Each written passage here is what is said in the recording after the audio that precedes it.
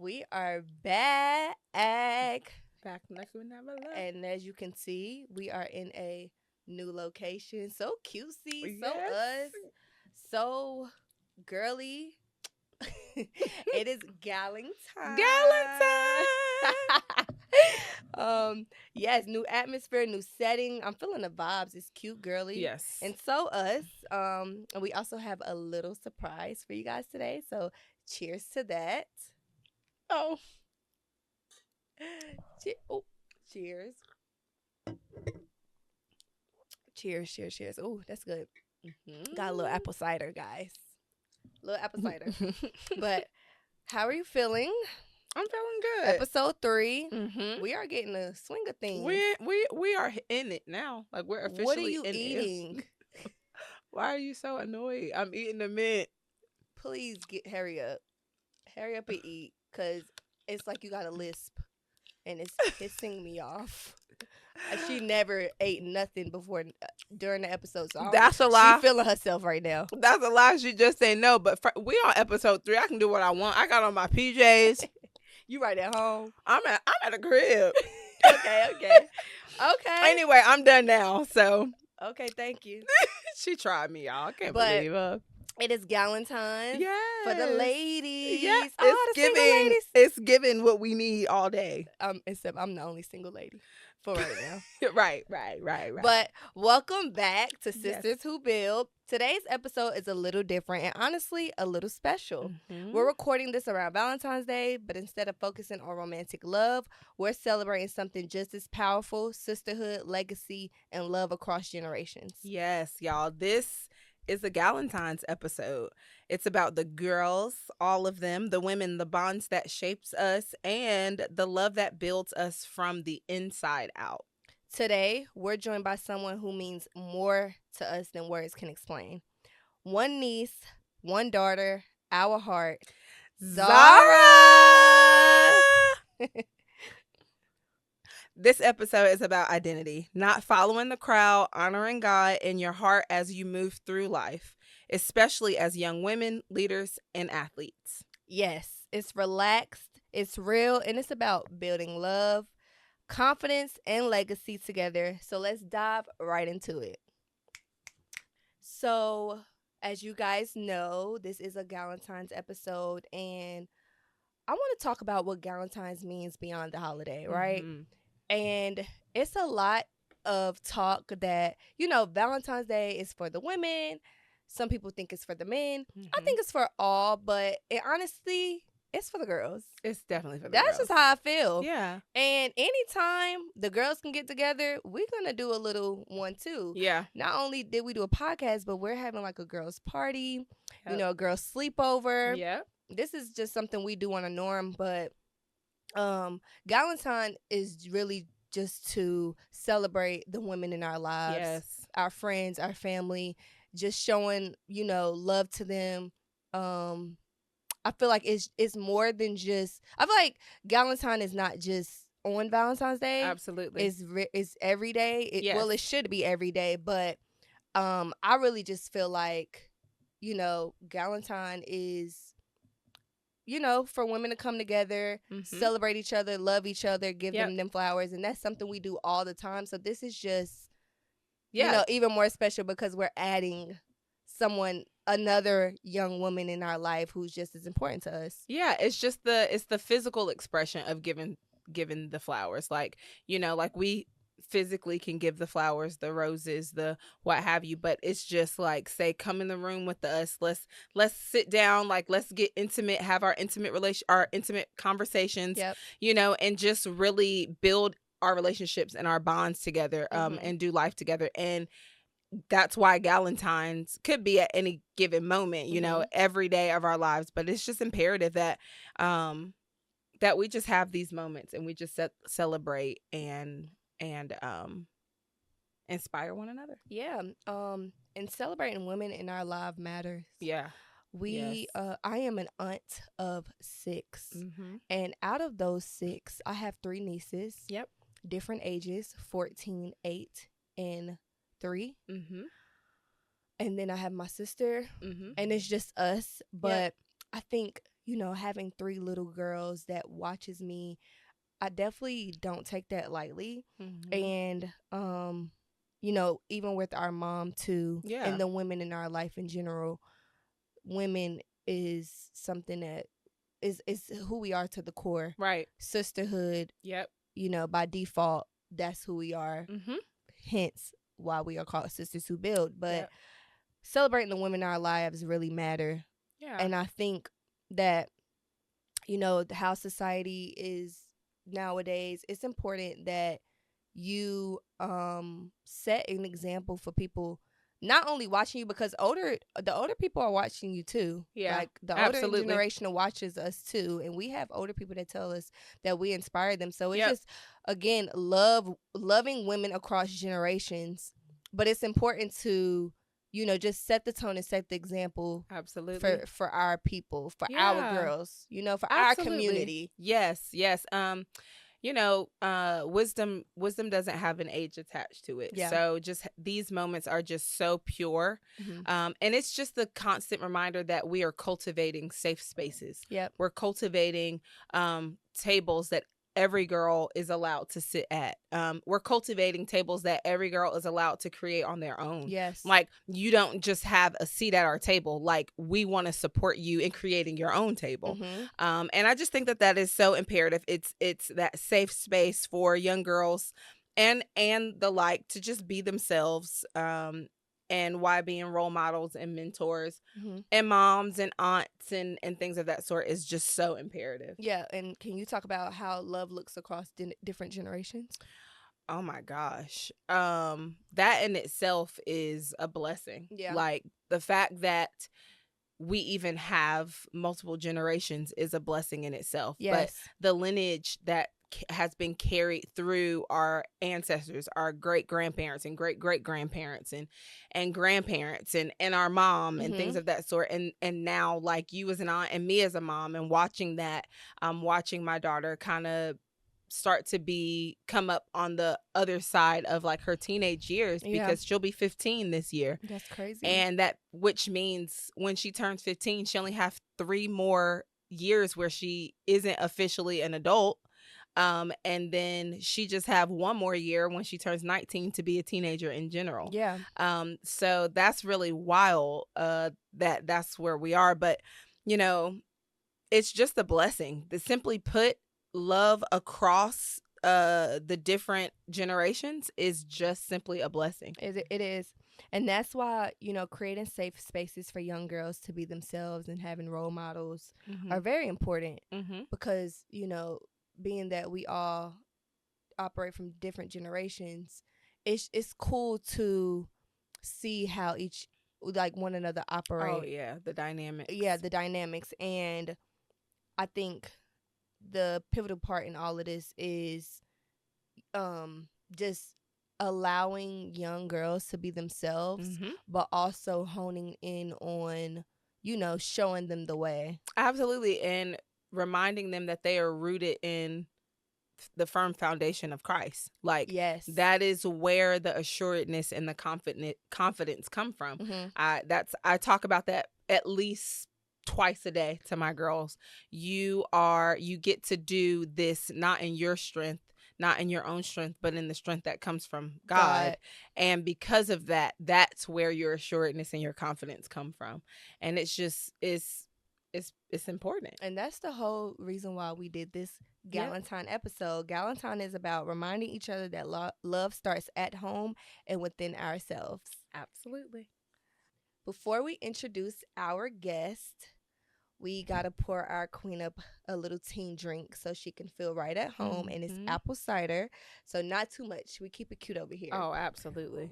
So let's introduce our guest, our queen, our girl, the biggest, the baddest. Woo! Cheers to the queen. Yes. Beautiful.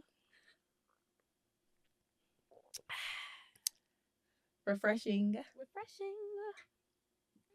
So let's meet the trio here, the greatest of them all, myself.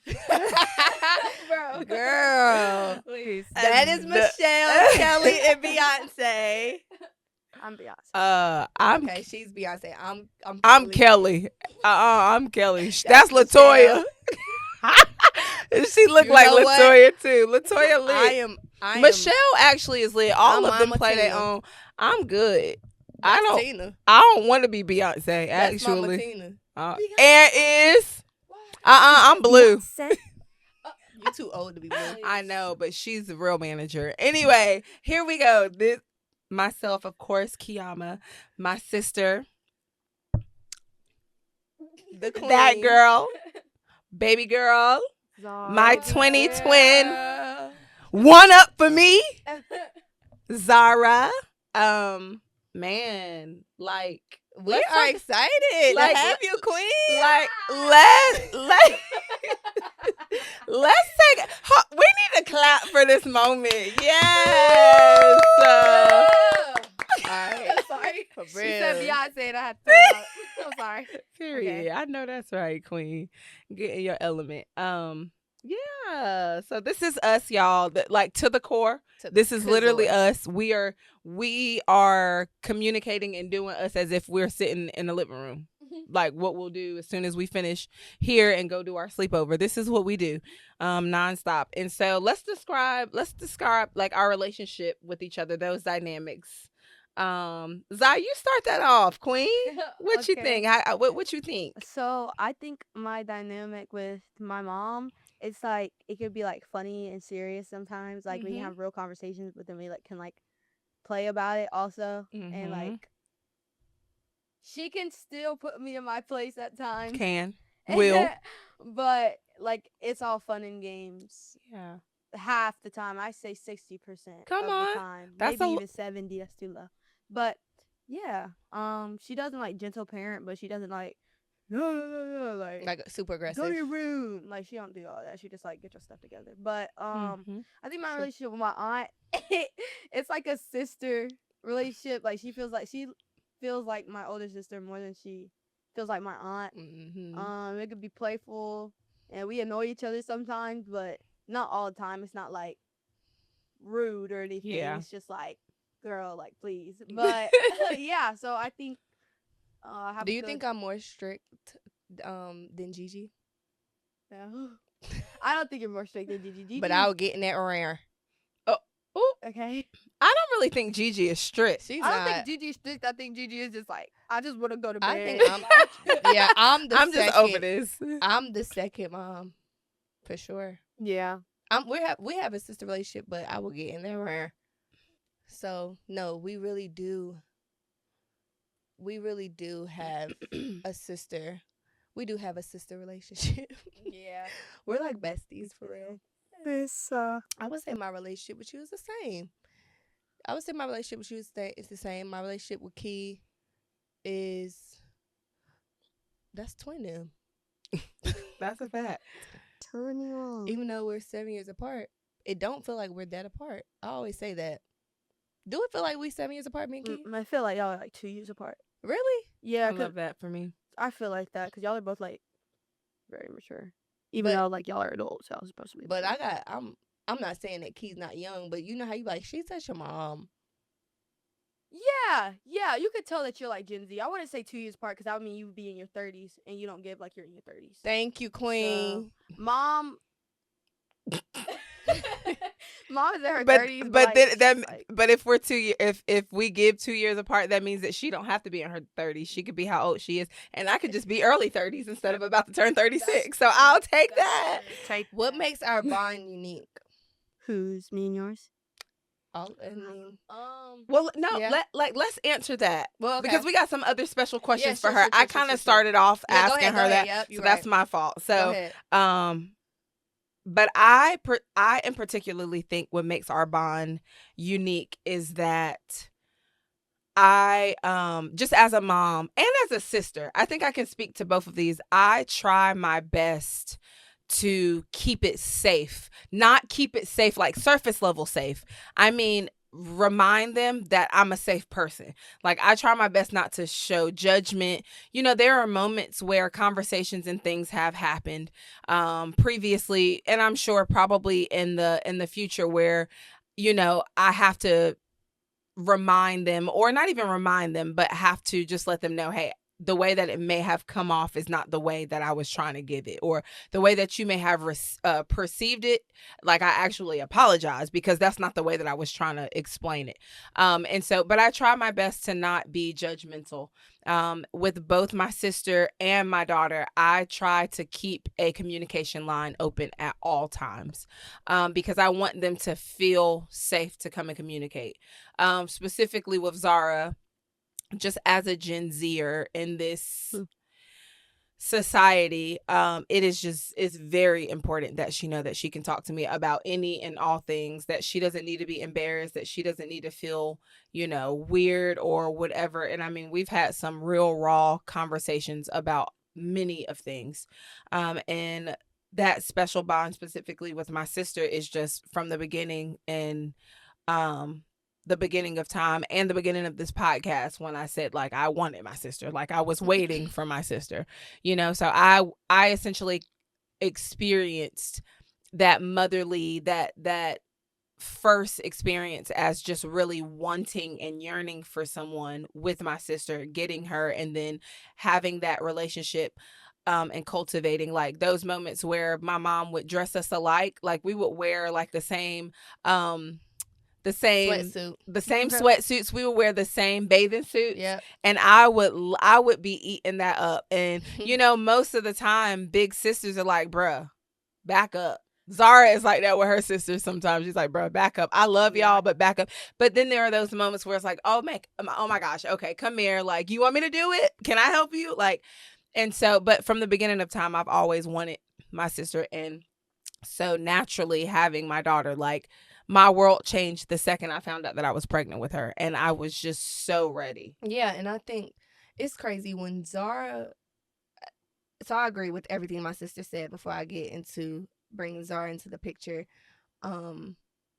I've said this outside of me and my sister, that I always yearned for a sisterhood, and that was the foundation that was set with me and my sister. Like, me and my sister has always been inseparable and always been attached to the hip. I'll find pictures where I'm literally on her hip, like she's posing and I'm on her hip, and it's just like, I look like I'm her child. But our bond is so unique because the foundation that me and my sister has already set for ourselves, you know, just by Zara's siblings coming into the world, we all have a great bond. And when my sister was pregnant with Zara, I was 14, and I was just starting high school. And I remember when I was not in the delivery room when she had you, but I came in afterwards and she was opened up. Yeah. And I passed out. Like, way open? Because way open. I seen everything I did not want to. And I was gagged, literally. So I literally was like, Mom, I'm about to faint. Because I'm like, why would they not cover her up? They were about to, but I walked in when she was still like, she just had you, and all I heard was like, you in her arm. But I didn't even realize she had you, because I was just so like, I was just out of it. But, you know, you growing up, you were very popular. Yeah. Like, you always, for real. Like, you had, your mom made your Instagram page, and I would never forget, we went to Virginia. And we were in Bojangles. I want to say we was in Bojangles or Wendy's, and we was getting food. And we was a Wendy's. At a random Wendy's. And this lady that worked there was like, oh my gosh, is that I Heart Zara? And I looked at my sister like, and I looked at my sister like, this is real crazy. And I like tugged. She was like, oh my God, I love her. Can I hold her? And she was a worker. She was one of the workers right behind the counter. Nobody, if you know her, is to know she don't let nobody touch her kids. But she let. I did. I sat you were on the counter already, and so my hands were kind of on you. And she was a worker, so she couldn't get too far. So obsessed, but it was sweet. It was a sweet moment. Always like, that's been like, just being around you is just like, oh. You know? So just for a stranger to acknowledge that without even knowing you was like very, you know, and he kept you dressed. Like, you had the latest everything. But, you know, our bond, I really love our bond because, like you said, it's like a sister, and like with your mom, she's not like so motherly, but I think like with all of us, it's just very like we're all attached at the hip. Yeah. It's just it's just an easy dynamic. Yeah, it just is. makes sense. It just makes melds well together. Yeah. And what's really cool about this whole thing right now is that literally Zara is the age now that Alani was when I had Zara. Yep. And so that is just really, really, really cool. A full circle moment. How do you feel about what makes our bond unique? And also, what's one of your favorite things about each of us? Yeah. Ooh. What makes our bond unique first, though? All of us? All three of us? Sure. I think basically what I said in the beginning, like how mom is not really like a friend, but like she's like not like a really, what is it? I think personally when people see like a black mom and like her daughter, it's like it has to be aggressive all the time. Like it's like I'm gonna need tissue. I was gonna bring some, but it's a bathroom. You gotta thug it out. I used to see those videos. I'm sorry. I used to see those videos where like some girls would get in trouble, or black girls would get in trouble, and then their mom would go on Instagram Live and just be like, "Oh, she did this, like she did that," but like it's not aggressive. I think it's not really a race either. It's not a race thing. I think it's just like a person thing. That's good. Yeah. And I feel like just because you see black people do it doesn't mean like that's how all of them are. Because there's definitely Caucasian women who are mean to their children. Hispanic women. Yeah, it's not about a race. It's like, about it's a person thing, like exactly, you said, individually. Like, exactly. And so I think when it comes to me and mom, like she's not like that, cause like just like her heart genuinely is good. But I feel like if someone's heart isn't good, then they're not gonna treat somebody good. Yes, it's so good. Yeah, so it's just so like good.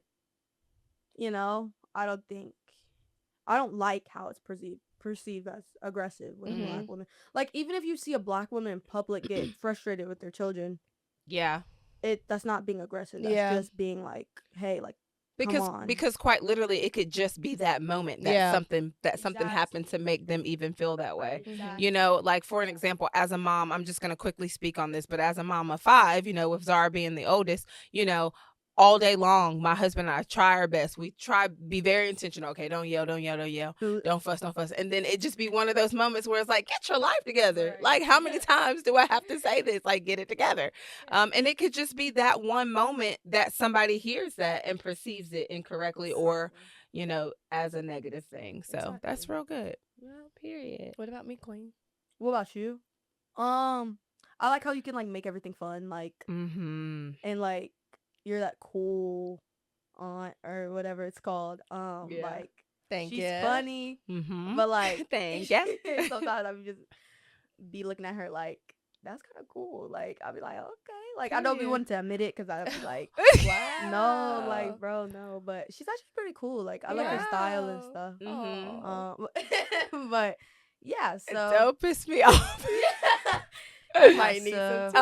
Yeah. Nah, I'm not. But yeah, I think it's just like inspiration. I love that. Thank you, Queen. My favorite thing about you is you are authentically yourself. Yes. It's, oh my gosh, I don't know why. Out of nowhere, I just got very emotional. I'm telling you. Woo! Bro, be careful, because she was talking junk. I'm telling you, this is real and raw. You could just feel, if y'all could just be in this room, I'm telling you, it's wow. Hot in here. No, but in here. You're really yourself, and Zara, you are, oh my goodness, Jesus Christ. My favorite thing about you, Zara, is like you're authentically yourself, and you are such a leader, and you teach me so much about just, man, it's so many things I could say. You think I'm cool, I think you're cool. And I really think it's cool when I see you like randomly like styling, putting pieces together. Not because I do it, but because like you're into fashion too. I feel like if I had a little sister, it would be everything you are everything I would want. You know what I mean? And so I just really love how you also keep God first, and you're such a good friend. You are such a good friend. You are very, like, you're so loyal, and you don't follow the crowd. You do what you feel is right. You're very, very smart. You're very talented. And it's just so many things that I love about you. I don't know. I just can't pick one, but I think the majority, like, the biggest thing is you're true to yourself, and I love that about you. Yeah. You are hands down one of the multifaceted people I've ever met. As a young 14-year-old, you can do so much that the average adult can do. You are extremely anointed. Yes. What you guys don't know is the house that we currently live at, Zara is the one who told us to find it. She was 10 years old, and we were sitting in the living room of a townhouse that was way too small that we had outgrown. She put that candy back in her mouth. I put that candy back in my mouth. I was like, did she put candy in her mouth? I'm almost done with it. It's also keeping me from crying, so she need to really mind her business. Don't cry. God. But yeah, and we were worshiping. You know, her just at the core of her heart, anointing and beauty. And she was just like, Mom, look for a white brick house. And I'm like, what? It was just so random. And so I put a white brick house on that year on my digital calendar. No. Calendar. What's that thing Notes? I don't know. The year when the new year is coming in. Leap year board, the vision board, my digital vision board. Okay. Yep. And then we found a house. Yeah. 6 months later. And so that was pretty dope. But yeah, she is the greatest leader, the greatest model, the greatest kid. She is just so easy. Not to manage per se. I don't have to manage her. I don't have to. She's not a micro. She is the greatest gift that I could ever have. She is the greatest example of what it is like to raise a teenager. I don't think I could have gotten any more blessed with her. So yeah. Kisses. Besitos. Best. How does it feel having me as your mom support you the way that I do? Oh, it feels really good. What does that support look like in your eyes? How you support me? By just like, you give me like recommendations, but you don't like say this is what you need to do instead of this. Like, you actually give me options. As like an example, like I'm in a soccer program for homeschool kids, and my mom found a different one on Facebook, and they were doing pickup, and so I decided to go like and just like play, see how it was. And afterwards we got in the car, and I was just like, like, if I go, I'll already be on varsity, because it's just a varsity team. And Mom was like, yeah, like, you know, I'm fine with that, but like, think about it. Like, she wasn't like, no, don't do that, I don't think that's a good idea. She was just like, think about it, and then whatever it comes down to, like, we'll support you. And I decided to stay with the one I'm currently with, which I'm really happy about, because like, I love the girls over there. Like, shout out. And they love her. Yeah, the bonds are so beautiful. To the soccer team. Yes, FHE. Shout out to FHE. Yes, hey girls, Charlotte. That's Charlotte and them. That's your nieces. That's your niece. Those are your nieces. All of y'all. But hey, yeah, all y'all, love y'all. But yeah, I love them because it feels like we just, like, I'm gonna talk about one specific person. Oh, please do. Emma. I remember the first time I went to pick up, or it was either the first or the second time, and she made sure like I felt comfortable, and she was like, "Hey, like, my name's Emma," and all that. She introduced me to more girls who are like my friend, my best friends now. She introduced me to Charlotte and Natalie and a couple others. We always need girls like Emma. No, exactly. She's a really, like, and honestly she's one of the older girls. Honestly. She's a senior now. She's a senior now. So she was a junior last year, and she was one of the few who were driving. Yeah.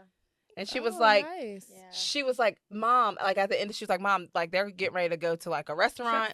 Chick-fil-A. She was like, can I go? And I'm like, sure. And then Emma was like, oh, I'll drive her. Yeah, Emma and I was like, I'll drive her. Period. And, because that gives her autonomy.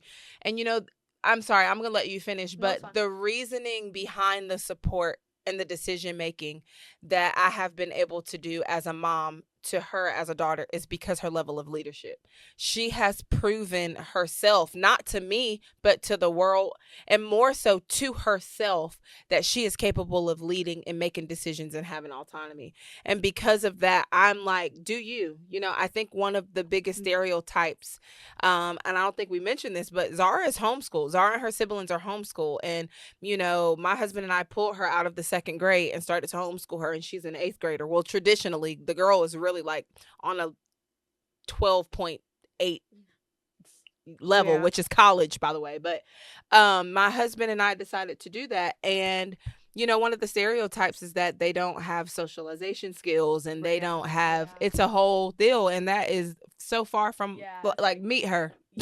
Just meet her, for a second. You're getting a glimpse of what she is or who she is. So that's why, because of who she is and her leading, the way that she leads life. Like, it's easy to give her that. What is something you feel like I understand about you? You? Mm-hmm. My personality, because like I kind of perceive myself as like I can be awkward sometimes, and like the regular teenager I can be awkward and stuff, but I feel like you're not awkward, you're literally just like a baby, like not a baby, but it's just but like literally you're a teenager. Sure. But yeah, I feel like we can discuss like similar interests because she's still young and she's on TikTok, so we could like dance and bond over music and stuff. So I think that's my favorite. I think what's really cool about the dynamics with them two, these two ladies and their bond, is that Zara doesn't have to be the oldest sibling. Yeah. In this dynamic, and no matter how as intentional as I try to be to say, you are not the parent, you don't ever have to be the parent. Like, these are not your children. Now, there are moments where she is absolutely the oldest sibling holding down the fort and things of that sort, but like I try my best to remind her, like, you don't have to be. Like, it's great when you do, when she when she randomly, it's random now. I try my best to be like, you get your little sister, but she's like, she got a whole room now. But when we have those random moments, she's like, I'm gonna just take Issa downstairs with me. I'd be like, my gabs be flabbered. Yeah, because I know it's a lot of pressure, being the oldest, but sure, you don't have to grow up alone. You're covered, and you know that. And I think the beauty behind that is naturally she's a leader. And it is a beautiful thing where you don't have to carry the world because sometimes you feel like you're carrying the world on your back as a leader. Alani and I can attest to that. It doesn't matter how many people are around us. It sometimes is hard, and you need people to say, you don't have to do that. You can be the little sister, the little niece, the little daughter, even as the oldest, you can be the little daughter. And so I love that dynamic about them. Yeah. What's different how you talk to your mom versus how you talk to me? Or is it the same? I knew she was gonna say that. Yeah, it's honestly the same. I knew she was gonna say that. I'm like more like, I don't call mom bro and stuff like that. I call like you bro. True. I was just like, bro. Yeah. Or sometimes when we play, I'll be like, bro, like, calm down. But Yeah. I'll be like, bro to mom. Yeah. Or she things, does. not because like she doesn't allow it or anything, because we do all the time, But just because she's my mom, it's just like, she's not my bro. She's my mom. Yeah. Mm-hmm. I love that. All right, Period. so we're going to go right into the next segment. One thing that makes this episode really special is that 3 of us actually represent different generational positions, not just in age, but in transition. So we're going to talk about what legacy means to us in this segment. Yeah. And, just the different, how our positions is in our generations. So what does legacy mean to you, sister? This. Yeah. True. This setting the foundation. That's exactly it. And also intentionally and unintentionally breaking the curses of the generations, breaking those generational curses. I love how naturally, like how intentional we are to break them, and how natural we are to break them without even realizing we're breaking them. This right here, doing this in itself, we've already broken so many, you know, and I'm just saying, just by us doing this in the room together, not even talking about the things that we've been doing, right, and the things that we'll continue to do, but this right here in itself is breaking major generational curses. For because people don't sit down in small rooms, small intimate settings, and have conversations with their daughters and their nieces and their sisters. Like, it just doesn't happen. And so we've already done it, you know? So this is what legacy looks like. Yeah. And so I agree. And we want to pass down, you know, passing down the values, passing down, you know, the integrity that we carry, the discipline. Yes. You know, that's something we don't take lightly. And so this is what we hope that you carry in the future. Well, we know you will. It's not something that we hope, we know you will. But also just not knowing that it's not any pressure because you have us. You know what I mean? And so this is what loves look like, you know, across generations. But we are rooted, you know, before we even got to this point. Everything behind the scenes is, you know, it got us to this point. And we couldn't do it without, you know, me and my sister, we wanted to start the podcast last year, but wasn't ready. And the things that God is unfolding now, I feel like the things that we wanted to do, it was like premature. But now it's like it's rooted, is destined. And I mean, the true meaning of stewardship is not doing things off of impulse. The true meaning of stewardship is allowing God to lead, allowing him to lay the foundation, and us walk on that holy ground, and just know that the outcome is going to be greater than what we could ever, you know, think, imagine, or, you know, even fester, you know. And so I think this moment is so pivotal because we allowed God to do it. Like, we didn't do it in our own strength. We allowed him to do it. Exactly. And to lead us the way in which he wants to over the rules of our lives. And that's why we get to do it. Right. So we're going to break down the generational dynamic in depth. So Key is a millennial. She was born in 1990. She's a builder of structure. She's all about structure. That's key to the T. She was raised with responsibility early. She a lot of resilience. And you know, millennials, y'all learn how to hold it together. Do you agree? I 100% agree. Yeah. Then it's me, and I bridge generations. I am the very beginning of Gen Z. I would like to say I'm the shift, the connector. And I'm born at the turn of the generation, so ending one and entering another. So I hold emotional depth, intuition, and I feel pressure to perform and the desire to heal. You know, I'm the bridge. I feel what came before and what's coming next. And honestly, that could be a lot of pressure, but having a niece that is the end of the Gen Z, right? It shows me that it's not as much pressure as I thought, because she's just like me. And so Zara is the future. She's expansion. She's a vision carrier. She's very emotionally aware at her age. She speaks the truth, and she doesn't care about what she's not afraid to say how she feels. She's very methodical. She's very methodical with how she say things, and how it comes across, because at the core of her, she wants to. We worked on it. We worked on it a couple of years ago. We worked on her. She has this deep compassion. She has this deep empathy for people, and so we had to really work through her not holding that you know, just holding that weight for other people. And so it was a process, but we worked through it. But because she has that deep compassion, now it doesn't look like her trying to hold everything by herself. It's her now seeing it, feeling it, acknowledging it, wanting to problem solve, and then surrendering it. And to do that at 14, that's amazing. Crazy. She's learning identity, but she's protected. And she don't just inherit the world, you get to reshape it. So I think that's pretty dope. I think it's cool. But we're not 3 generations apart. We're 3 parts of the same story. Clock it. Period. Next. All right, Key. Okay. All right. Let's talk about the world through your eyes. And luckily, you have pretty great eyes. I should be wearing glasses. And I believe a lot of us do. Oh, wow. All right. Oh, wow. And right now, you got real good eyesight, sis. So, like, what do they look like through your POV? Like Zara's POV. Yeah, we talk a lot a lot as adults about, becoming. And we want to hear from you. Yeah, yes. Okay. Like, what is it like being you right now? So for me, I think I like life. Period. Oh, praise God. Love that for you. I love life, but sometimes I don't necessarily like some of the people in it. Like, I'm not gonna name names, but there's some really like disgusting people in the world.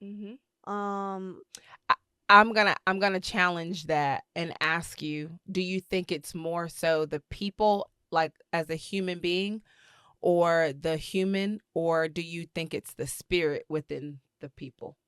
That's good. Sometimes I think it could be a mixture of both, honestly. Word. But I think it can be a spirit. I think if terrible people try, I think they can not necessarily turn their life. Like, they can turn their life around. Sure.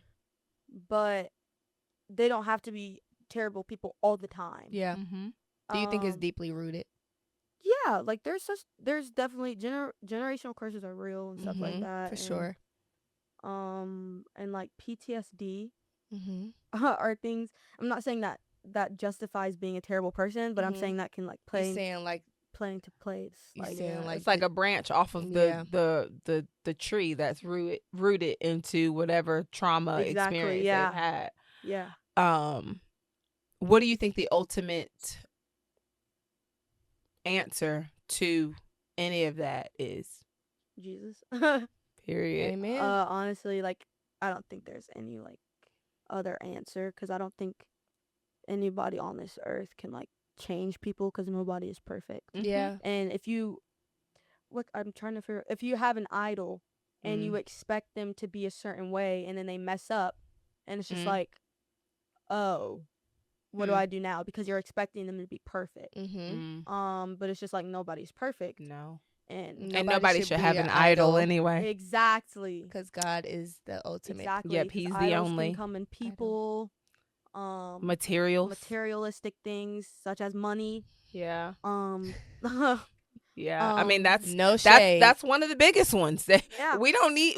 You know what? We don't even need to preface that or give a disclaimer that no shade, sis, because the way in which money really turns people it for drives evil, them crazy. Yeah. And it's just like, come on now. But yeah, so I think I forgot what is like. You just talked about what is it like being you, and I think you hit that perfectly. How does it feel being the oldest sibling? It's honestly chill. Because you like the oldest sibling like 10. Or like 27. No. Like 8. Like 8. For real. 7, 8. I don't know. 6 up. Oh, sorry. 7. Anyway. It's not like a lot of pressure, honestly. I think when people think of older siblings, it's just like, dang, you got to carry all the weight. And like, that's the lives of some people, just not mine. Like, period. So I stay in my room and watch anime. She does. Or write or pretend I'm in an edit or do something things like that. for you. You do things for you. Yeah, like I'm just a teenager, but when my siblings meet me, like obviously I'm there. Like they make me angry sometimes, but it's just like, so ultimately it's not a lot of pressure for you. No, it's not a lot of pressure. And you love and you are a very great sibling. I love all my siblings. What does responsibility mean to you? What is responsibility to me means, I don't know how to answer that. It's okay. Take your time. Having responsibility to me isn't just like, I'm going to give an example. So if my mom tells me to brush my teeth in the morning, it's not just doing it. I think it's the heart behind it. I think it's like having responsibility comes within yourself and not other people telling you to do things. So like, that's so good, Zara. If my mom tells me to get up and brush my teeth in the morning, I'm not responsible. I'm just waiting for somebody to tell me something, to do something. Mm-hmm. But if I get up in the morning and like, okay, let me brush my teeth, let me do my school, I think that's responsibility. Mm-hmm. Responsibility is within you and not it's other attached people. to integrity, essentially. Exactly. Is what you're That's saying. good. Yeah, exactly. That's so good. Exactly. How do you experience growing up today, specifically like school, sports, friends, social media? Like, how does all of that impact how you're growing up today? Your experiences in growing up today. I think, juggling school and sports can be kind of stressful sometimes, or like juggling school and life. Mm-hmm. But I think if you get a routine down, I think it's easier, and especially since I'm homeschooled, Mm-hmm. school, it doesn't take me even 2 hours. It takes me like an hour and a half. Mm-hmm. And with social media, I used to be on it a lot, and I used to like get frustrated that my parents had screen time on my phone like last year. Now I don't really care, because it's like social media is just brain rotting at this point. Like, honestly, coming from a teenager like to another teenager, like, don't do that, bro. Honestly, coming from don't doom scroll, because honestly coming from an adult, it will to another drive adult. you No, literally. crazy, It will. and it will make you try and control things that you can't control.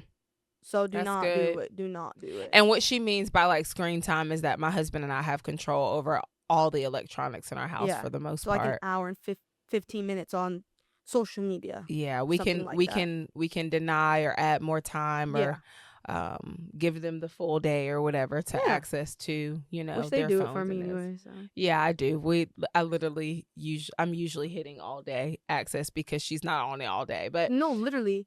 What are some things you feel is necessary for parents to be talking about with their kids or teenagers? Oh, that's hygiene. Yes. Praise God. Yes. Yes. That's so real. I think they should be talking about sexual things with their kids. Don't whisper that, girl. Say it loud and proud, because kids, if you have your kids on social media, they can be exposed to a ton of things. They will be exposed to a ton of things, to a lot of things as a young child. And I think personally, my parents, that has never been me. Like, I won't say I've been exposed, but I've seen things, but I've always come to my parents. You have to make sure that, like, you're letting your child feel safe with you when it comes to those things. Yeah. Because if you're constantly judging them, they're not going to want to come to you. They'll go to social media or their friends who are also being exposed to sexual things at a young age. And so it, like, piles on top. So I think, and that can lead to addiction. Yes. And I also think, like, having a safe space in your home. Yes. I think you shouldn't judge your children 1,000% with anything. Yes. Because they're still growing. Yeah, and I mean, there are times that we do go through her phone. We have gone through it. We will go through it, and I'm sure we'll continue to go through it. And we've had to have some serious conversations about some things that we have saw or we have read or what have you. And the reality is, in those conversations, it's never you're wrong, you're bad, you're disgusting. It's literally like, well, let's talk about, like, this is something we need to talk about. So let's go. And it's uncomfortable sometimes. Sometimes it's cringy. That's what this teenager, the teenager lingo says. But for me, it is so refreshing. I've never in my life had any of these conversations with my parents, ever.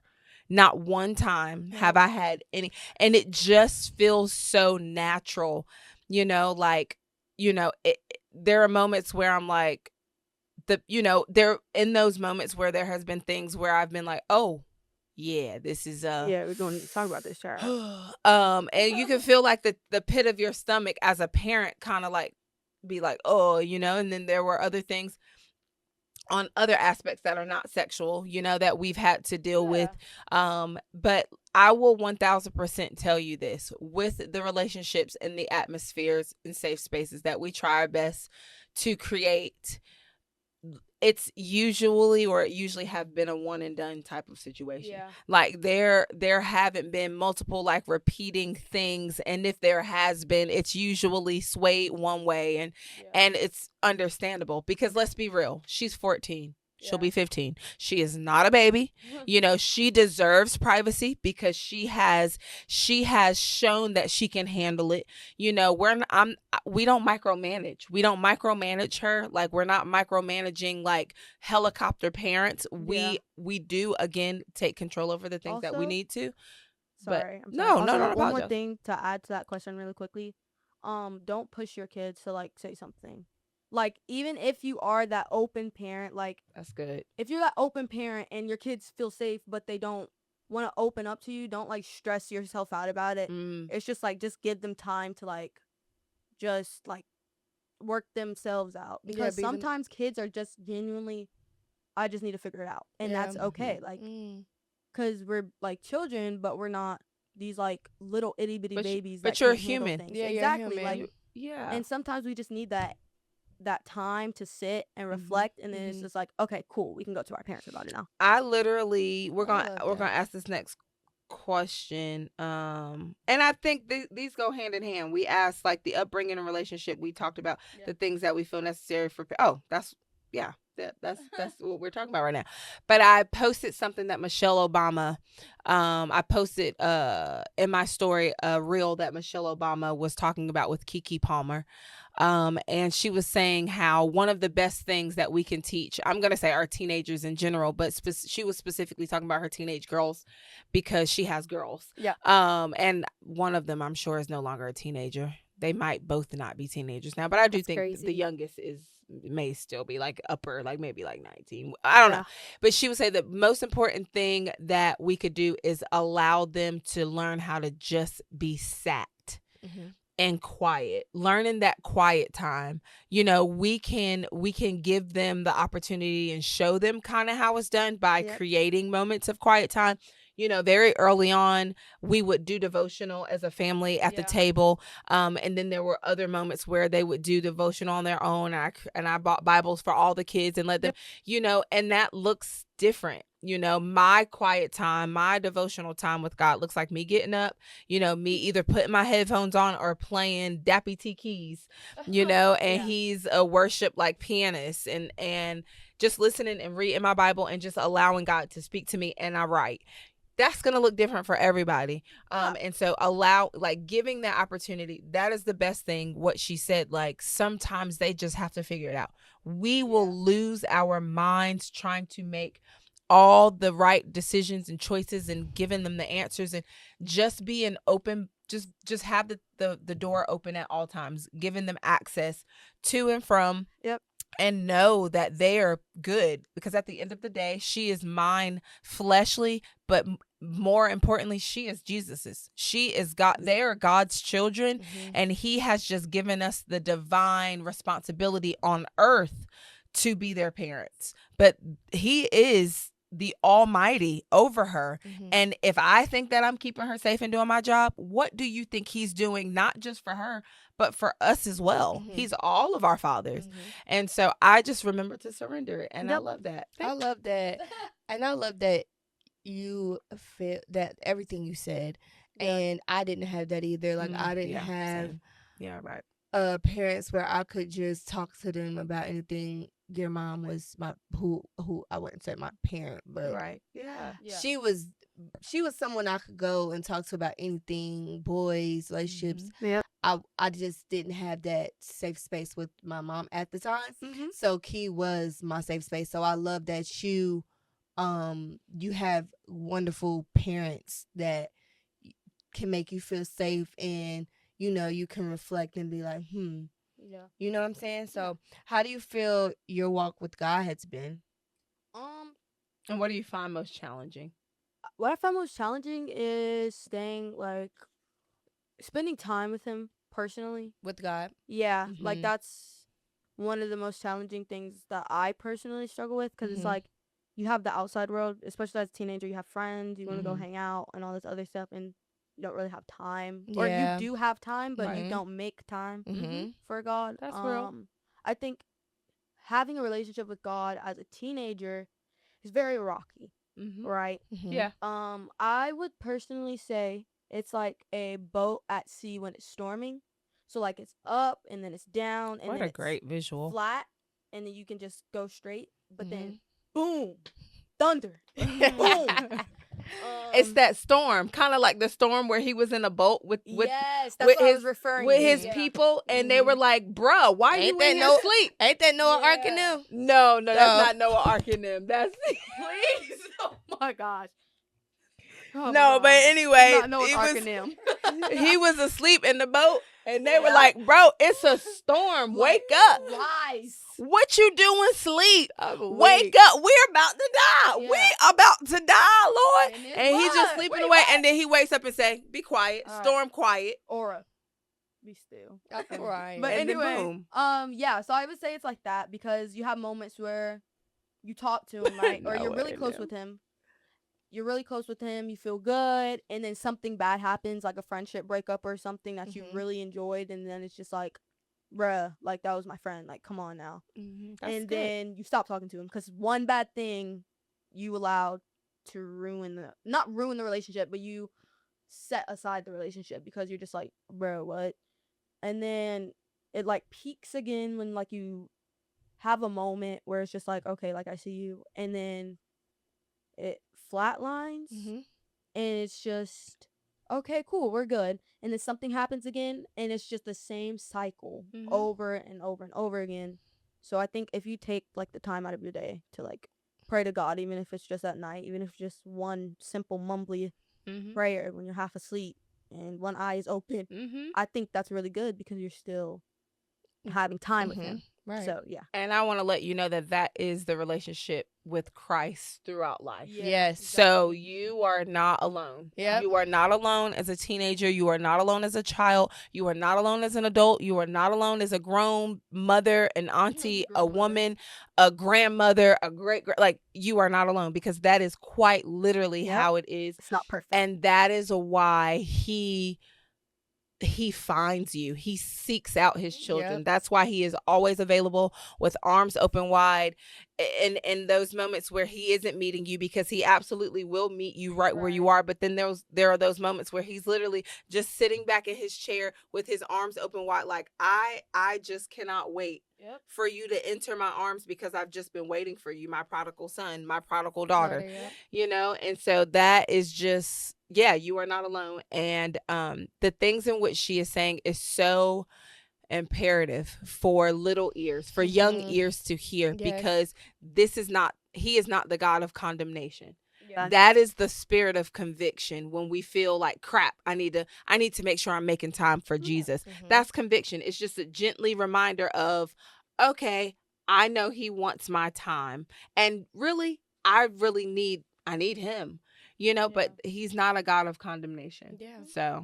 So this segment, we're going to talk about identity, sports, and not limiting ourselves. Sports as a tool and not as an identity. So what a lot of you guys don't know is I'm a former athlete, Key is a former athlete, and Zara is currently an athlete. Yeah. And man, it has been a journey. Yeah. I'll start off. I played basketball since I was young. I saw Key playing, and I was like, oh, like, I literally want to do everything she did at a young age. I used to sit in the bathroom and watch her do her makeup. So, like, anything she did, I wanted to do, and I thought it was so cool that she played basketball. It's actually crazy because I was a ballerina, and I wanted to be a cheerleader first. Wow. I would, like, cheer with the cheerleaders at her games, but then I, like, randomly got a really, like, strong love for basketball. Yeah, so. the cheerleaders would give her own pom-poms. Yeah, I would have my own at my basketball I would games. have my own seat. Like Issa. Yes, games. Exactly. I literally, I knew all the technique. I mean, I knew all the routines that they had. Yeah. So I thought that it was funny that I had to choose between being a ballerina and playing basketball. And my parents, that was probably the hardest thing I had to do at a young age. I'm not going to lie. And I remember it so vividly. My parents put me to the side because they was like, we cannot let you continue to do two things, because a lot of their money was going towards ballet. A lot of their money was going towards basketball. They like, we need you to pick one. And it was like the hardest decision of my 5-year-old life. And I was like, okay, I'm going to play basketball. And ever since, like, I play ball. And so I played throughout college. I played basketball in college. And, you know, I learned so much just playing basketball. You know, I want to talk about being an athlete versus individually, because I think growing up, basketball was my safe space. You know, me and Keith talked about this in both of our segments. If you have watched our videos, we talked about death, and that was my way to escape and cope with what I was dealing with in real life was playing basketball, and it saved my life. honestly, from 5 to about 22.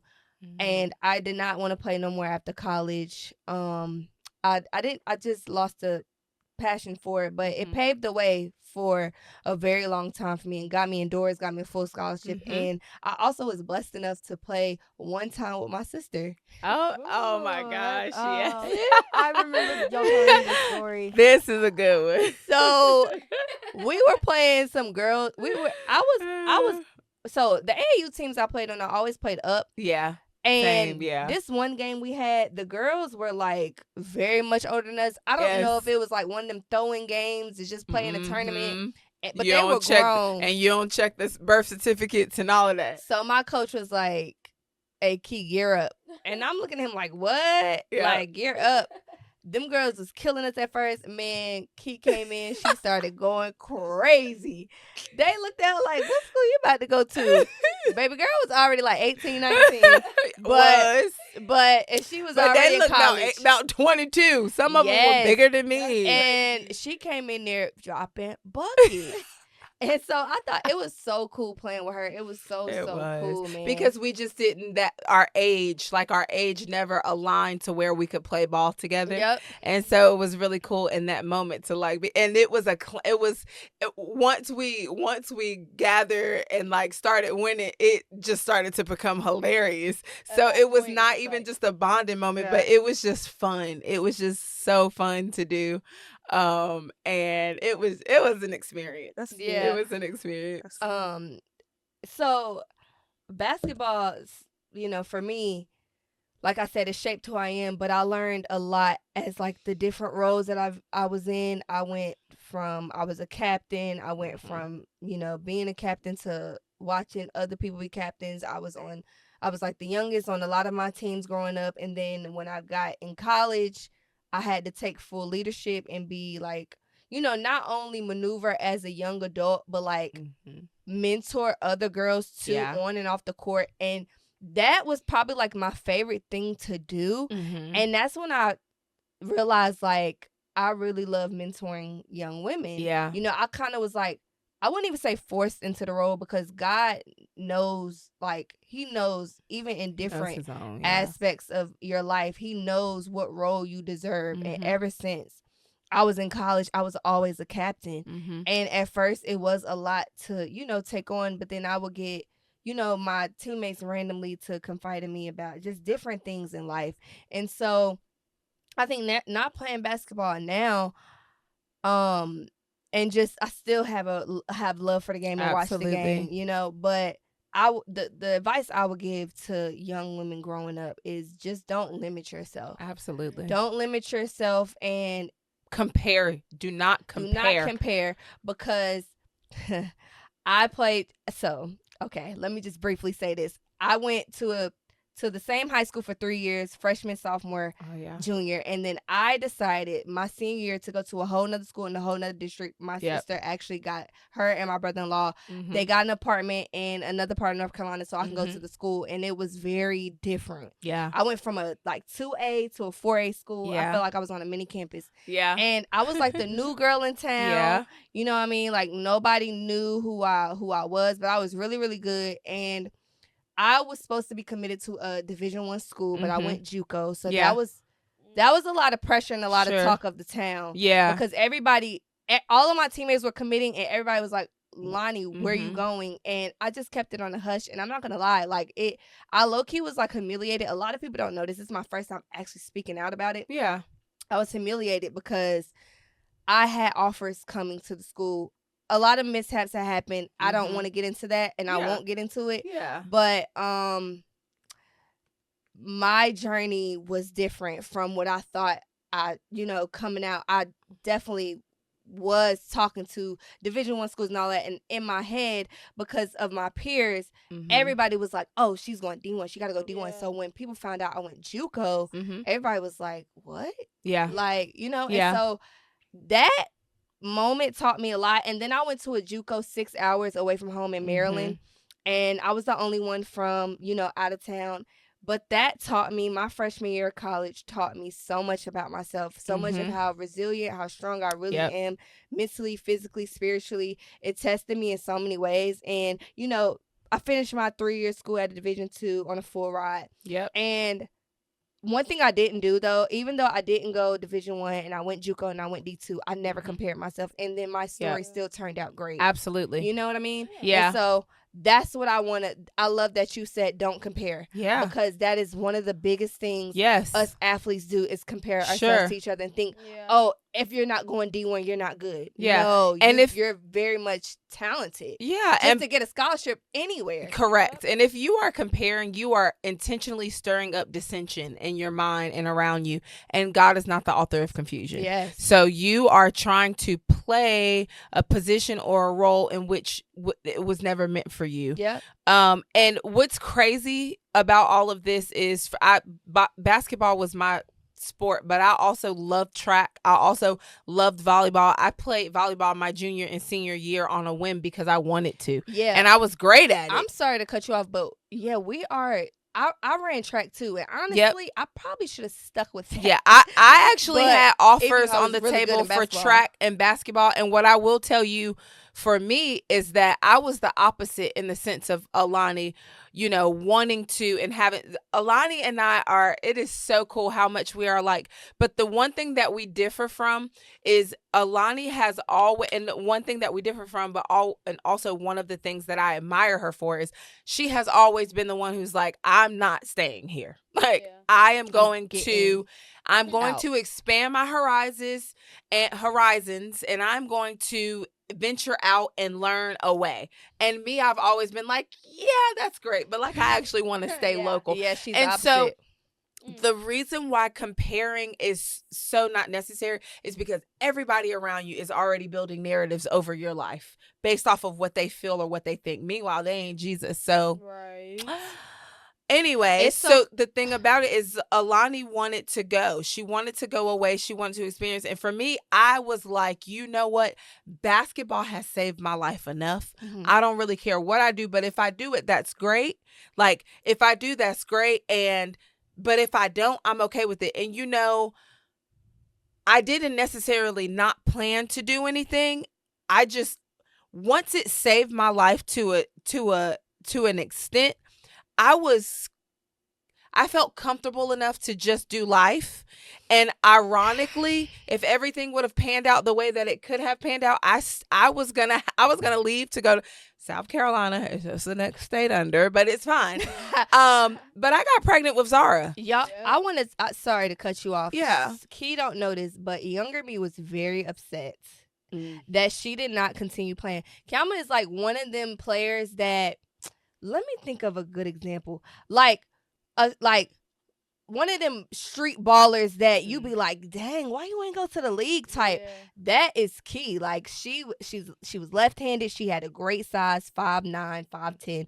She was great size. She had offers from Virginia Tech, all of that. We went to Georgia State, you remember? Key was nice. Sure. And I was so mad. But it's like me now, it's like everything had to play out how it did. I didn't understand, but everything had to play out how it did because the woman she is today is, you know, what shaped her. It had to go like that. Her journey had to go like that. And I think that's why we don't need to rush the future. Absolutely. Like Zara be like, I can't wait to turn that on. I'm like, baby, don't rush it. I used to be the same way. And you know, I have well, it's been intentional over the last few years of my life, but I have very unintentionally always done whatever I wanted to. Yes.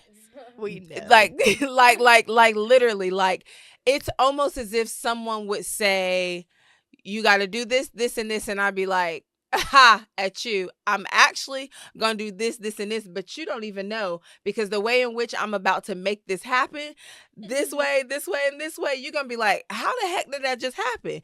And that's always been my life. And Alani said something a few podcasts ago when she was like, people have put you in this frame of mind You said this last episode where they have put you in a box and expected you that stuck to out to her, stay. y'all. She's still talking about it. Yeah, because that's literally it. And they do. I have always marched to the tune of my own drum. Mm-hmm. And I expect for my children to be able to do that in the same, with guidance, of course, but I expect for them to do the same. And so it's just really cool how I got what I needed out of basketball.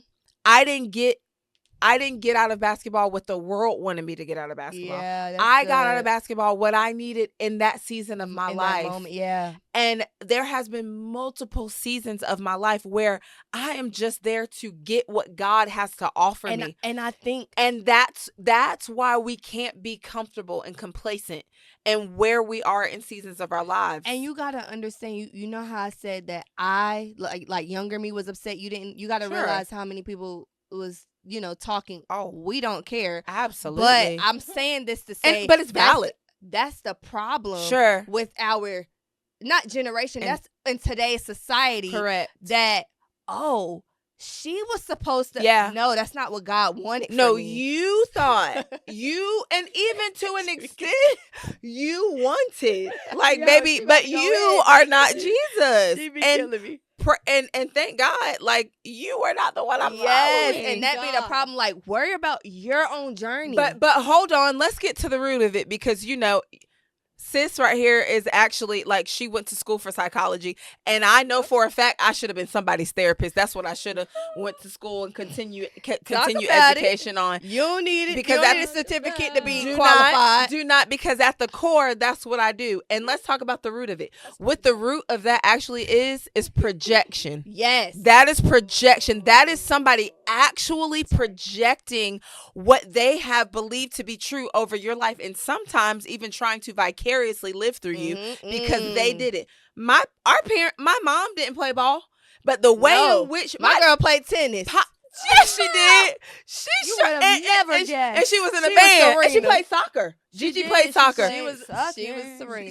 She was, and really, our father didn't either. No. He was this tall, slanky thing who probably should have, but he wasn't really that good. Yeah. I think he played football. Yeah. But the reality is the way in which they supported us. They had no clue. It's the same way that I have no clue what's going on in soccer. But I will say this. Or our gymnastics. stepdad is a very big basketball and our grandfather, Papa. Yes. My stepdad didn't miss a beat. And I used to hate when I would miss a free throw or something. I would just hear nobody in but him in the stands why you miss a free throw? Why I'm on the free throw line? But he is... My stepdad was there. My mom too, but my stepdad. Oh God, he vicariously lived through us. He bought us basketball. He made sure we had a basketball goal, and he made sure he was outside with us when we wanted to shoot around and show us and explain. And it's just the whole IQ portion of the game. He greatly taught us and helped us with. All of this just taught me, and where we are today, it just taught me you don't have to just be one thing. You don't have to just do one thing to be great. Basketball shaped who we are, but that's not our identity. Yeah, and let's bring our girl. Our girl has been patiently just vibing. We talk a lot about us. sports. Y'all been cooking. We've been cooking. We talk a lot about sports in this family, but we also talk about identity. Yeah. So we want to hear from how you see it. Mm-hmm. Sports or identity? Both, sports, or both. How does it feel being an athlete? And then having your own identity, what does that look like to you? How do you see it? I think being an athlete can, like I said, with the relationship with Jesus thing, it can be up and down because there's this thing, I don't know if people have heard of it, but athlete mental health is really real. Really real. Yeah. Yeah. It genuinely, you can have a love-hate relationship with your sport. I think with soccer, for me, I think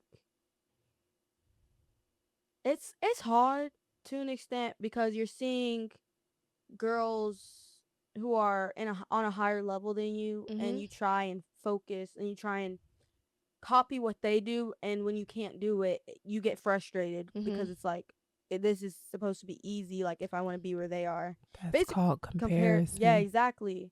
So you just have to make sure you don't do that a lot. Like, Yeah, you can look compare. up to them, but Sure. don't compare yourself to them, because that's Yeah. just gonna send you into a spiral. Because the reality is there are people bigger and better in every facet. In Mhm. every, it doesn't have to be a Exactly. sport. It's just in general, there are people prettier, there are people cooler. But the Yeah. reality is, when you walk in a room, you need to know that you are the coolest, you are the Yeah. prettiest, you are the, and it's not from a place of cockiness. Nope. Because at the end of the day, it's like, I'm the prettiest, I'm the coolest, I'm the dopest. You're the prettiest, you're the Yeah. coolest, you're the dopest, you're the you're the Yeah. coolest, you're the dopest. Let's hold hands and do this together. We're Yeah. all beautiful. And God didn't, he doesn't, so people are placed on this earth, like, for example, you saying the people you're really talking about at a collegiate level, because Yeah. you're 14, so you're looking at people now who are 18, 19, who's starting out college. Yeah. Because younger you were probably looking at teenagers. Now, Yeah. teenage you are looking at the young adults, like Yeah. 19, 20, 21, so people essentially in college. Yep. Because you want to go to Chapel Hill, if y'all see this. Yeah. She Recruit my girl. Hit me up, not Duke. Hit me up. Her favorite. Who's your favorite girl? Olivia Thomas. Olivia Shout out Thomas Olivia there, Thomas. And Kate Fossey. and- Kate Fossey. Period. Shout out Big Kate. Yes, and outside of that, right? You really love Trinity Rodman. I love Mhm. Trinity Period. Rodman. Trinity Rodman. Hey y'all. So I say, Washington Spirit. all right. So I say all this to say that's who you're looking up to now, but it's not about being like them, because Yeah, we're exactly. not supposed to be like anyone. Yeah. It's about, this is what I was taught when I was a teenager. It's about being 1% better and better than you were the last time you Correct. stepped on the field, the Correct. court, or wherever. Yeah. You're beating You your know? own self. Yeah. Yeah, and I'm all about representation. Yeah. Because in the sport of soccer, I don't really see brown girls like that. Yeah. I see a good amount, but I don't see them a lot. So when I saw like Trinity Rodman and other brown girls on the USA national team, I was like, that's really cool. Wow. And for me, it's not that, with Trinity Rodman specifically, it's not that I want to be her. Mm-hmm. Like, it's just, I love how The legacy she's carrying. Yes. Mhm. And specifically, I love how she talks about her relationship with her father, her Mm. biological father, Mm.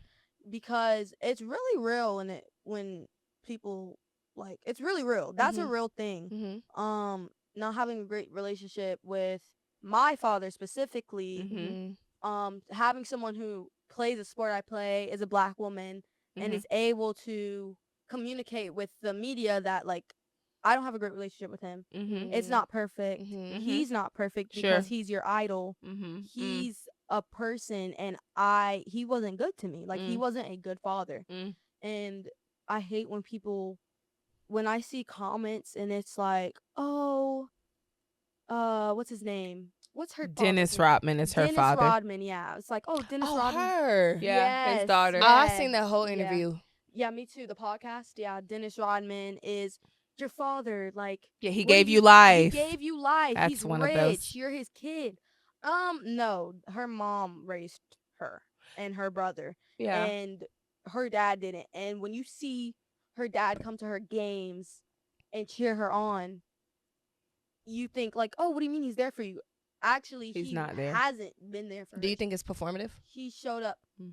Absolutely, I think it's performative Mhm. when men do that Mm. specifically with their daughters, Mhm. because they won't do that with their sons. Mm. They will leave their sons for dirt. They will. So leave you their saying it sons won't for be? dirt. It's not performative at all with sons. You feel like the fathers, It when they can abandon be. their sons, it just be high and dry. But with daughters, they try to be yes, like because performative. men are supposed to be strong and all this other stuff. They don't need their father. All this other stuff. They can handle things themselves, which makes me angry because my father does that with my brothers, and it's just like, hello, like, I have a father figure in my life. My brothers don't.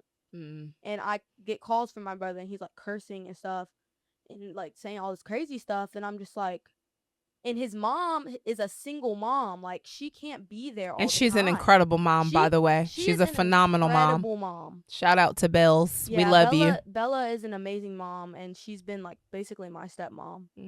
My second mom. She taught me how to put a bra on. Period. One day. Thanks, How to Bells. clasp it.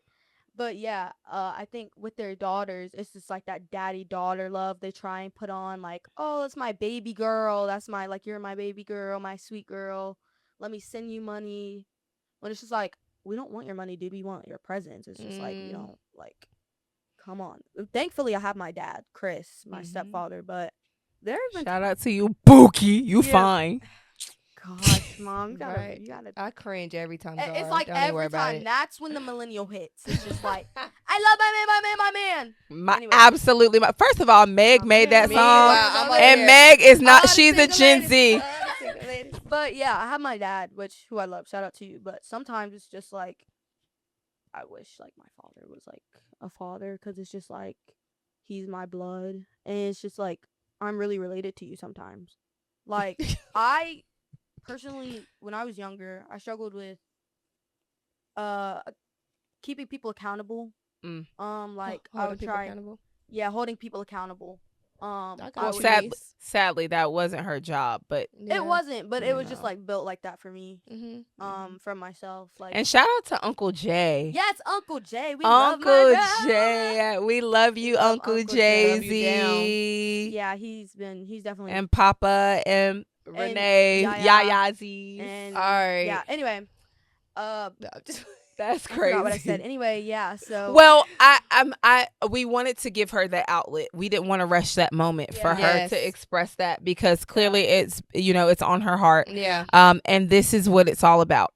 Giving these opportunities and these outlets, but also I just want to make it known that this is what it's like raising a teenager, having these opportunities. And I think what's beautiful in her being able to not just have open forums and open conversations to express that, but she has the sport to help her through that. And I think that's one of the reasons and one of the ways that me and Alani said basketball has helped save our lives. But just a quick little backstory so they kind of understand and catch the gist is that Zara's father and my husband my husband is not biological. Biologically Zara's father, he's known her her whole life, but biologically he is not her father, which doesn't mean a doggone thing to him, but he has been in her life since she was 2, and so for all of her life at this point. And at the very beginning of our relationship, Zara called him Chris, and that was okay. We never forced her to call him anything different or to make any decisions for her, and she decided to start calling him dad and daddy over the it was probably like in less than a year after that, and so he's been steady, but we have always given her the outlet to just communicate and express and feel, but by also for her younger years, all the way up until probably I'd say maybe like 11, 12ish, before I would even say anything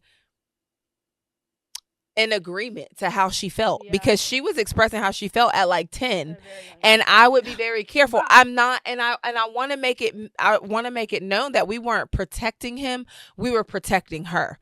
We weren't protecting him, but we were building up a child from a firm foundation so that she wasn't functioning off of emotions, so that she wasn't leading a life thinking that she was less than because of somebody else's decisions and what they had going on. We built her up in confidence so that when she got about 11 and a half, she was like, nah, this is actually exactly what it is.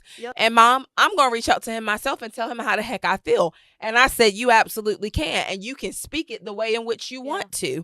And that is what it is. And we've always allowed her to do that. And now at 14, almost 15, and she can feel. One more thing, like I hate when people play victim now. Like it's just, you don't take any accountability at that point, because you do something wrong and then you say you're going to fix it. And then you text me and I text you back and you don't talk to me for like 7 months.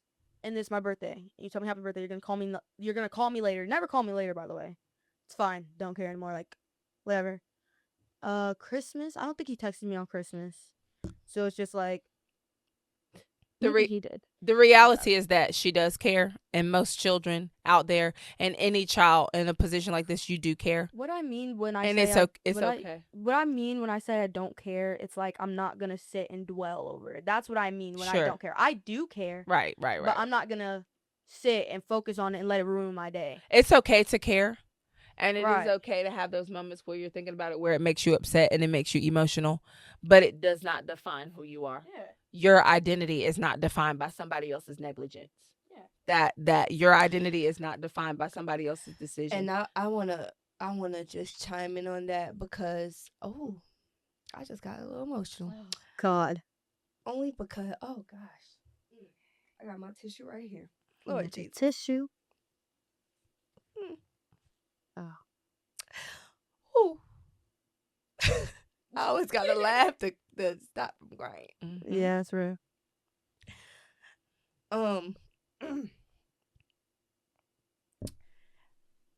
So that just makes me so emotional. Just on different levels because I know how that feels. Yeah. And I think that's why, just having father figures in general is so important, like a stepdad. Mm-hmm. Me and Key, we have pops. Yep. Mm-hmm. Who is the greatest Papa too? Love Papa. And Although Papa, it took me a while. I'm saying all this to say it took me a while to realize that Pop was present.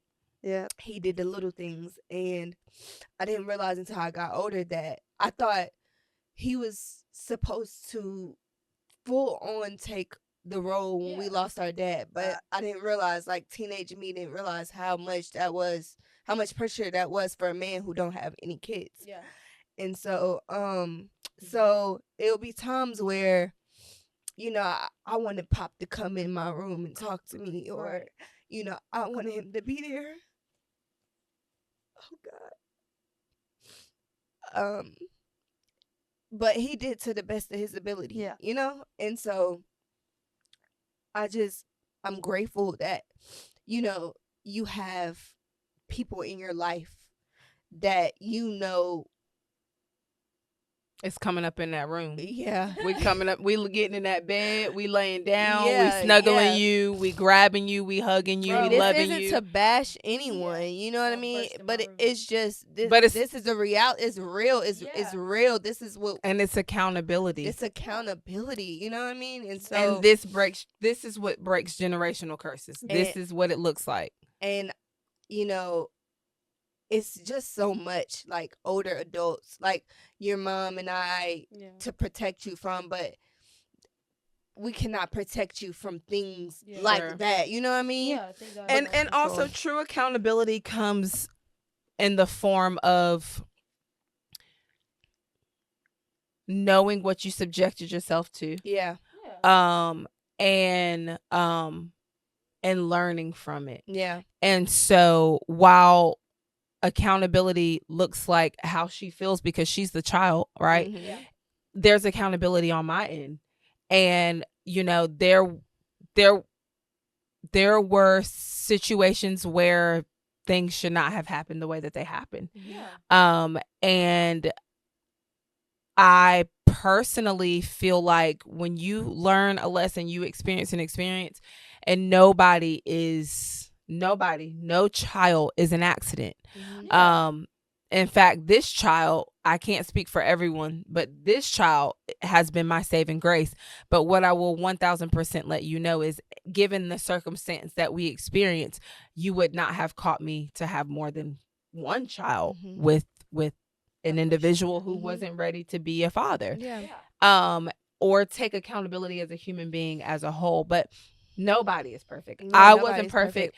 And the same experiences, trauma bonds are real. Yeah. First of all, there were real serious losses that I experienced to even attach to her father as a 15, 16-year-old. That's not when I had her, but as a 15 to 16-year-old when we started dating, and there were trauma and losses that he experienced when we were young.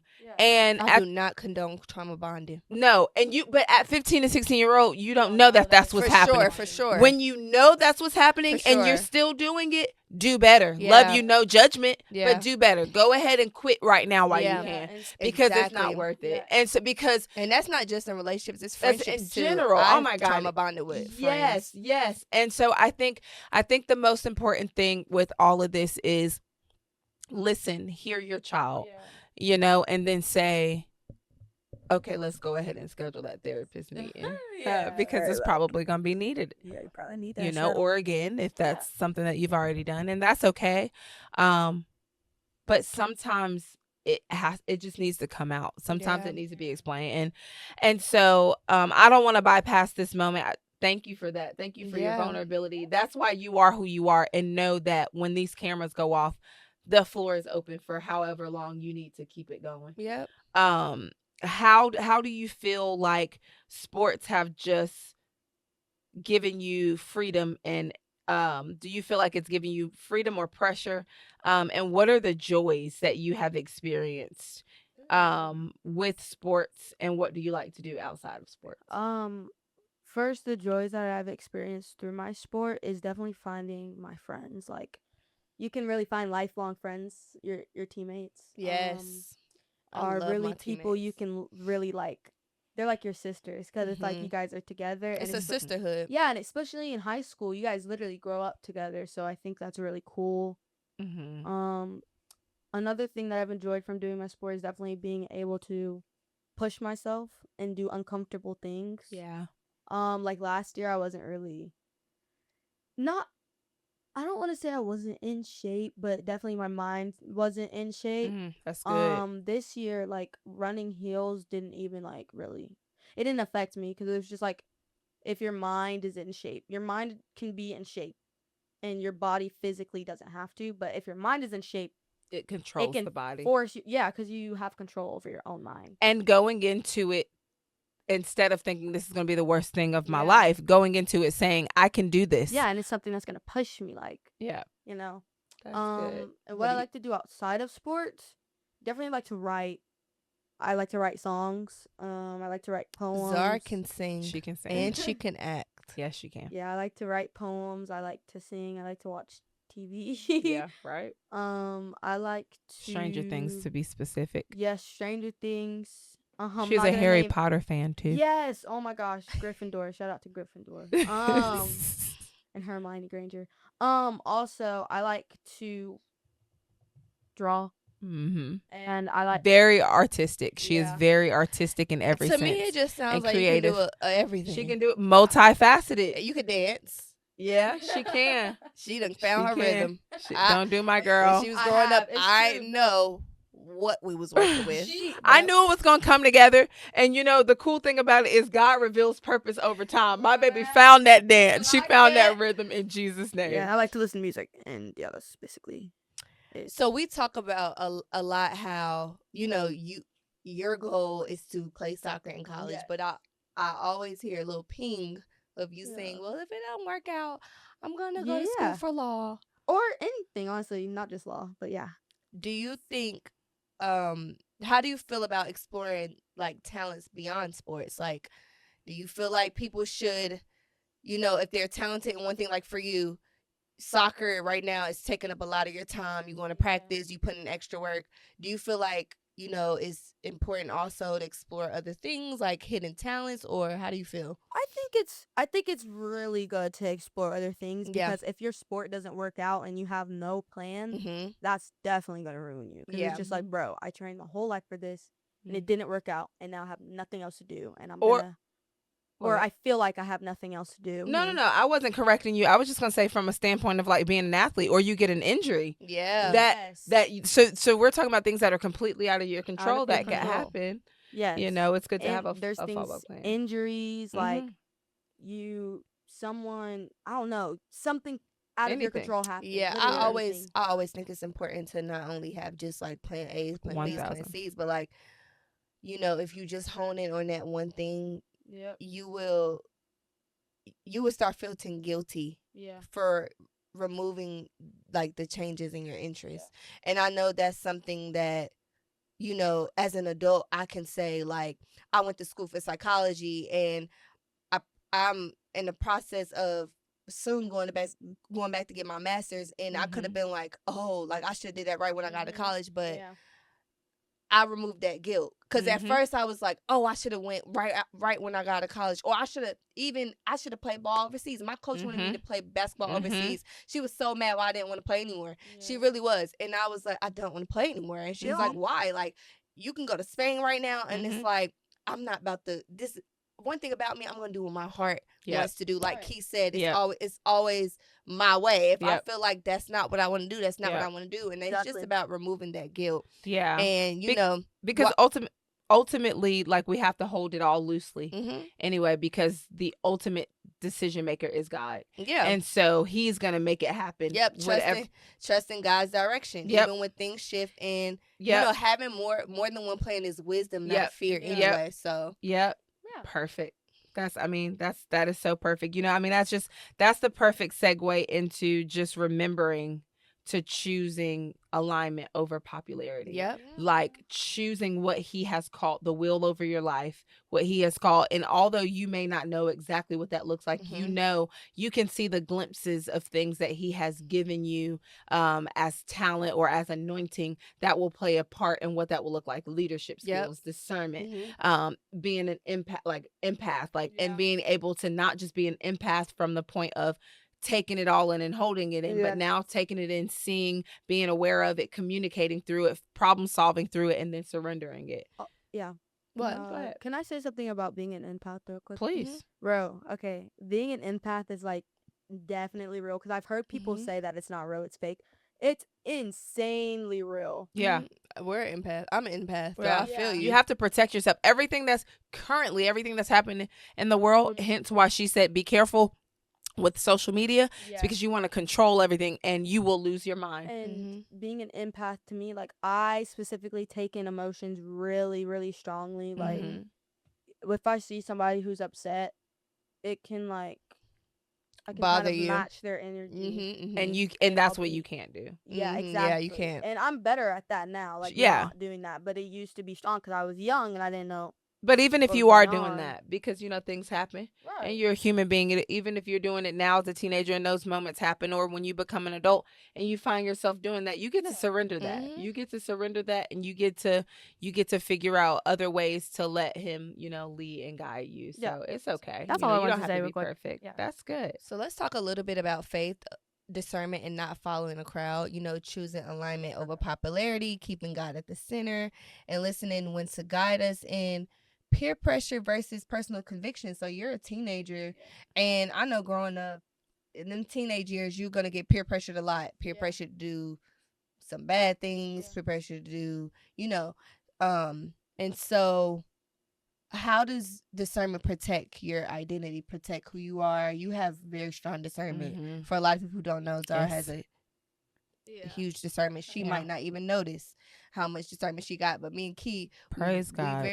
Praise the Lord. But yes, and with her discernment, it's multi. Everything about her obviously is multifaceted, but there's so many layers to her discernment. You know, there's so many layers to your gifting. She not only has a gift of discernment, but she has a gift of prophecy too. She has a gift. She has the gift of exhortation, you know, as well. And so with those things kind of paired together, things like seeing and being aware of her surroundings, she has a major gift of knowing what's happening around her and feeling and seeing and kind of preconceiving what's about to happen. Like, it is foreshadowing, for lack of a better word. It is so cool. But yeah, so the question that you asked her again was what, sis? Like, how does, you know, discernment protect your identity, but the peer pressure versus personal conviction? Like, I'm basically saying, do you feel peer pressure as a teenager at all? And do you feel like your discernment do help like you maneuver through your life? I feel like personally I don't feel peer pressured a lot. That's good. Because I feel like personally, me, with one glance I can tell when somebody's off, like their attitude. Personally, I have body friends, language. Yeah, personally, I have friends who vape, and I've seen them do it. And me, I'm the type of person, I'm not gonna tell on you, but I'm gonna say this isn't a good idea, and if you still decide to do it, I'm not gonna say anything. But if you get caught, don't say I didn't tell you, because it's just like, you never thought to do it. Be honest. No. Like, keep it a book. No, I'm a singer. This is a safe space. No, I'm a singer. It is a safe space. I'm a singer and I'm an athlete, and I already have sports-induced asthma. So and vape is so bad. It's so bad for you. And I'm thinking, like, gosh. I'm just thinking about all those hookah days for me, and I was an my adult. Generation. I was an adult, but I'm just saying the those 25 through 30 range. They on the hookah vape bag. Yeah, so well, it's already starting with teens. I could only imagine how worse it is. Like, and the way in which that we did it, it's worse. Yeah, like with the vape pens. And I've asked my friends questions about it, like, oh, like what does it taste like? Not like I want to try it. Yeah, like, you want to try it? No, I'm okay. Yeah. No. But it's like, here, but what you got? What's that? Watermelon? Let me blow it in my face. Let me. Not even that. I'm still the type of girl who holds her breath when I pass by someone. I believe you. Smoking. Too. I do too. As an adult, it takes my throat. I think I'm allergic actually, my kids got that from me. They actually know to do that because I'm like, y'all don't inhale that crap. Yeah. You know, and it's so funny that she said that because that's legitimately. So that's personal conviction though for you. Just feeling like, you know. I think having friends who vape also give me an insight of how it can be addictive. That's good. My friend, she's pretty addicted to nicotine, and she I'm trying to hurry up and think of a way to say it, but she's trying to stop. Yeah. And I'm just being her supporter. Yeah. Through that. And her sound mind. You're being that angel on the shoulder to say, hey, this is not because you cool. might be that 1%. Yeah. And I believe that she is. And so shout out to you being an incredible person. You know, when God leads you, you don't need the crowd's approval. And I love that about you. Again, you are your own person. You've always been. That's just always been you. And we are just so happy that you joined us today. Yes. Like, this is love. This is love in the form of womanhood, sisterhood, teenagehood, adulthood, and girlhood. It's like, it's all of those things encompassing. It's just encouragement. It's the way that we build our confidence. It's what love truly means outside of romance. Yep. It's like the girl-mance, the bromance. Yeah. But like the girl version, you know, and it's a true thing, you know. So thank you for being here. Thank you. Do you have any closing lines to say to the young women out there before you go? I want to say stay in the Say it with your chest. I want to say, like, stay in your truth and don't let anybody control what you do, and don't be afraid to speak up about things and stay passionate about things that you love. So, yeah. Oh, I love that. Love that for you. You're such a girl's girl. As we close this episode, we want to remind you that love isn't something you grow into later. It's something you're meant to experience safely along the way. Love looks like being seen, being supported, being allowed to change, to explore, and to become without pressure. This episode wasn't about perfection. It was about presence. About showing up for the people God entrusted to us, about building identity before the world tries to name you, and covering the next generation with wisdom and not fear. To the young girls listening, you don't have to just be one thing. You don't have to rush your purpose. You don't have to shrink or perform to belong. Your gifts will unfold in time. Your gifts matters, and God's hand is already on your life, even when you don't fully understand it yet. And to the woman listening, your role matters more than you think. The way you love, guide, listen, and protect, it's shaping legacies you may never fully see. This is what it means to build with the love, with intention, and with God at the center. Happy Galentine's. We'll see you next time on Sisters Who Build. Bye, I know guys. ball. We know ball. We know ball. Bye, girl.